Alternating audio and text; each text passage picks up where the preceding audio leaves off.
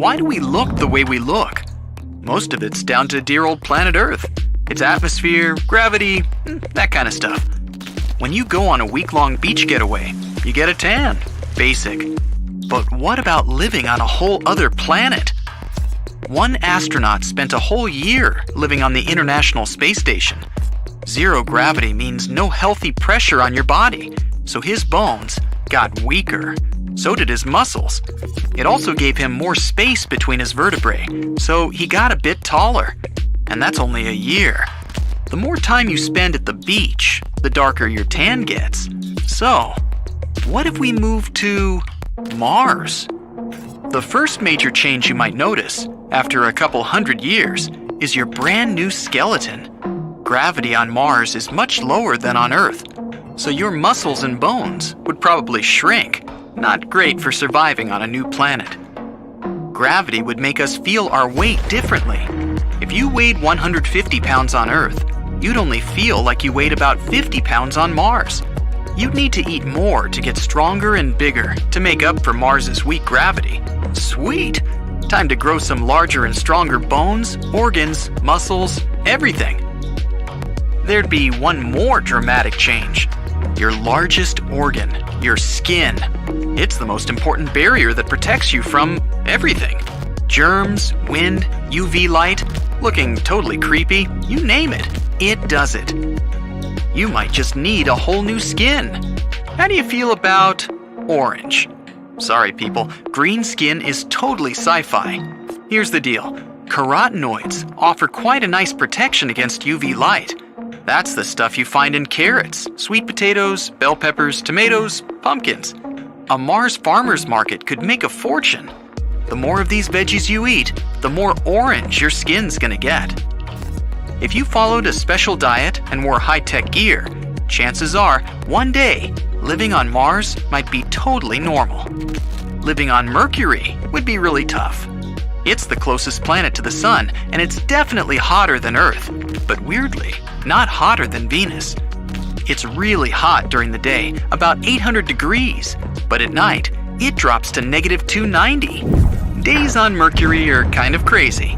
You know, when you finish the day, but you didn't really get a lot done? Problem solved. Move to Mercury. A day on this planet lasts about 58 Earth days. That means you'd have a lot of time to get ready for bed. My guess, though, you'd probably get kind of bored. One excellent solution. Somehow, become made of metal, like titanium, nickel, or platinum. Those guys can handle extreme conditions. Life on Venus would be way worse than Mercury or Mars. Pressure might be a tiny issue. You'd probably have one long, never-ending headache. Standing on Venus is like being 3,000 feet underwater. Oh, and that thing we need every moment of the day? Chocolate. Air? There's not a lot of that floating around on Venus.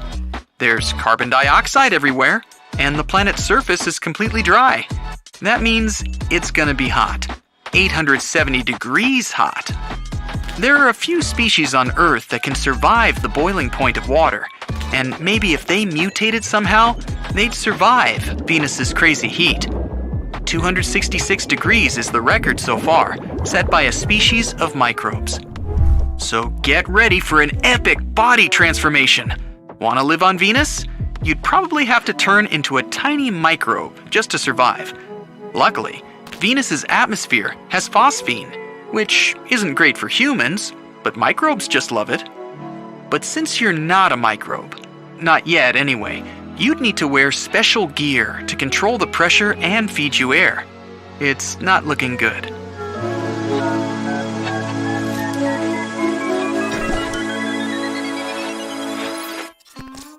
Maybe it'd be easier on Jupiter. Yeah! No. It's got no solid land. This planet's made of hydrogen and helium and is known as a gas giant. Unlike Saturn, you'd probably end up just floating around on it. It's like a giant cloud, and if you ever managed to land, it'd be like walking through a super thick fog. Temperatures fluctuate a lot here. It's freezing on the surface, and the atmosphere can be super hot below the surface. We don't really even know. If you lived on Jupiter, there'd be no spoken languages. The gas planet absorbs radio waves, so even if you could speak, no one would hear you anyway. And there'd be no music, so no dance parties. What's the point? People would have to communicate in sign language. Great! But it's not. The atmosphere on Jupiter is wild. All kinds of winds and gas clouds. You probably wouldn't even be able to see anything. So that's not gonna happen. Still, Jupiter is awesome to look at. It's so big that it can fit all the other planets in our solar system inside it, with room to spare. A trip to Saturn will set you back about a decade, and it'd be a big old waste of time. Saturn's mostly made up of layers of gas. It has no solid surface, so farming, building, or any other normal Earth activities are out of the question. Before landing on Saturn itself, you'd probably want to explore those iconic rings around it. You'd fail though, because the rings are made of millions of ice sprinkles floating in space. That's pretty hard to walk on. You might have thought that Saturn was going to be a good fit for you. Some layers of this gas giant sphere actually have quite a nice temperature. If you dive into Saturn, you'll get to a layer with liquid molecules and a cool 32 degrees. That's like northern Canada, Alaska, Sweden, except that you can't walk on it. Anyway, it's only one minor layer, and the rest of the planet is insanely cold. So I guess if you still want to live on Saturn, you've got some work to do. No biggie, you just gotta turn into a snowball or something. What about Uranus? Time is kinda weird on Uranus, so if you're out that way looking for a nice vacation spot, definitely choose this planet. A 2-week getaway on Earth lasts 3 years on Uranus. There's even a sea if you're up for a beach vacation. The only problem is that it's made of ammonia, that gross-smelling stuff they use for cleaning. But watch out where you land. If you get it wrong, you might end up spending a whole year without any sun. How would you change if you had to spend a whole year in the freezing dark Uranus winter? We'd need bigger eyes to see in the dark, plus more of that thicker skin to keep the cold out.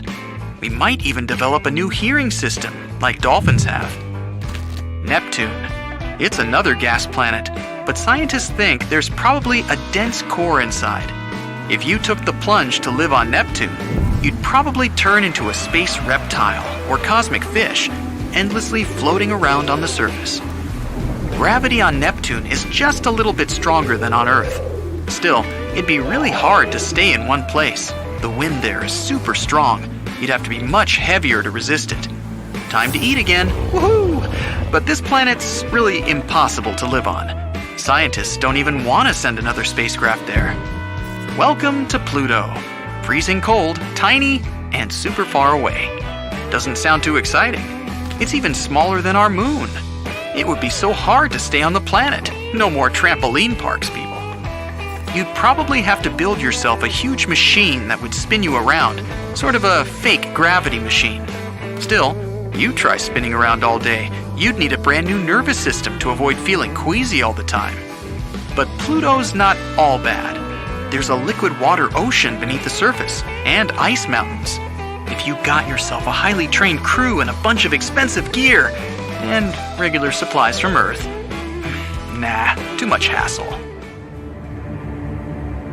Spaghettification. Wonder if you can choose your own sauce? It's actually something you might experience if you ever tried to live in a black hole. It's the process of squeezing objects, like you, into long, thin cosmic strips.